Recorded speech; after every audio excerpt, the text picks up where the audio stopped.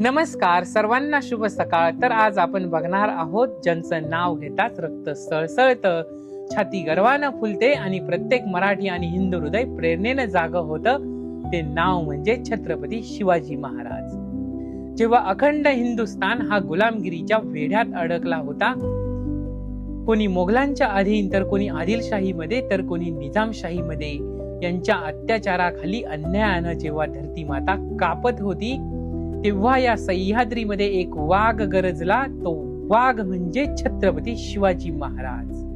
हे हिंदवी स्वराज्य स्थापन व्हावे ही तर स्त्रींची इच्छा. स्वराज्याचं स्वप्न लहानपणापासूनच आऊसाहेब जिजाऊंच्या मायेमध्ये वाढलेले छत्रपती शिवाजी महाराजांचं स्वप्न आणि उद्दिष्ट हे वेगळंच होतं. राजांच्या मनामध्ये नेहमी दोनच गोष्टी होत्या, एक म्हणजे आपल्या जनतेची रक्षा आणि दुसरा म्हणजे अन्यायाचा अंत.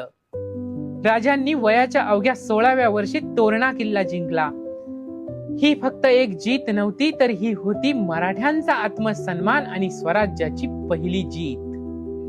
पराक्रम, शौर्य, युद्धनीती जी राजांनी अख्ख्या जगाला दाखवली. युद्ध जिंकण्यासाठी केवळ तलवारीची गरज नाही, तर अनुशासन, आत्मविश्वास आणि बुद्धिमत्ता लागते हे राजांनी दाखवून दिलं. याचं मूर्तिमंत उदाहरण म्हणजे 300 मावळ्यांना सोबत घेऊन राजांनी 5000 सैन्याला कापून काढलं.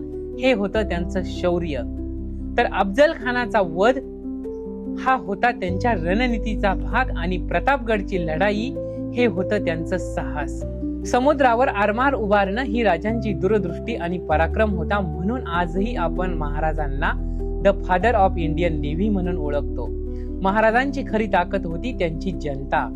पूर्वी राजांना बघितलं की लोक लपून बसायचे, पण शिवाजी महाराजांना बघितलं की लोकांच्या हृदयामध्ये प्रेम आणि विश्वास जागा व्हायचा. युद्ध जिंकल्यानंतर राजांनी कोणत्या स्त्रीला कधी हात लावला नाही, तर शत्रूच्या कुटुंबाचाही सन्मान केला आणि हीच शिकवण त्यांनी आपल्या संपूर्ण मावळ्यांना दिली. एवढंच नाही, तर युद्धामध्ये धारातीर्थी पडलेल्या मावळ्यांच्या कुटुंबाकडेही महाराजांनी कधी पाठ फिरवली नाही. याचंही मूर्तिमंत उदाहरण म्हणजे जेव्हा बेहलोल खान या स्वराज्यावर चालून आला, तेव्हा स्वराज्याचे सरनौबत होते प्रतापराव गुजर.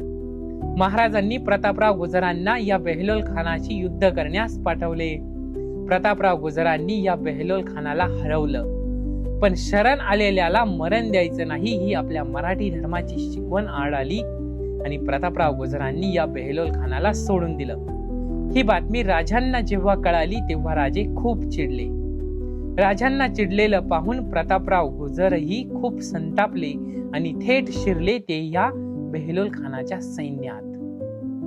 पण यावेळी मात्र प्रतापराव गुजर धारातीर्थी पडले. पण पुढे महाराजांनी ह्या कुटुंबाकडेही दुर्लक्ष केलं नाही, तर प्रतापराव गुजरांची धाकटी कन्या जानकीबाई हिला आपल्या राजा रामास करून घेतलं. ही होती महाराजांची शिकवण. राजांच्या ह्याच जीवन चरित्रामुळे ते आज लाखो लोकांचं प्रेरणास्थान आहे. महाराजांची आपल्याला नेहमी एक शिकवण आहे, संकट कितीही मोठं आलं तरी मागे हटायचं नाही आणि अन्यायाला कधी सहन करायचं नाही. आपली स्वप्न खूप मोठी आहेत, आपल्याला संघर्ष करावाच लागेल. महाराजांच्या जीवन चरित्रातून आपल्याला एक मोलाचा संदेश मिळतो, तो म्हणजे आत्मविश्वास जिवंत असेल तर आपण कितीही मोठ्या संकटाला तोंड देऊ शकतो. मराठीमध्ये एक म्हण आहे, परिस्थिती जेवढी बिकट तेवढाच मराठा तिखट. शिवाजी महाराज हे केवळ इतिहास नाही, तर शिवाजी महाराज वर्तमानाची प्रेरणा आणि भविष्याचे मार्गदर्शक आहेत.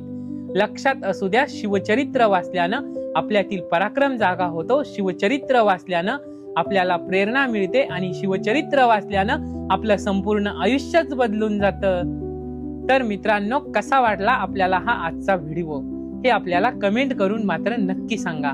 आणि हो, आपल्याला जर हा व्हिडिओ आवडला असेल तर आपल्या चॅनलला सबस्क्राईब करायला मात्र विसरू नका. तर धन्यवाद. भेटूया पुढच्या भागामध्ये.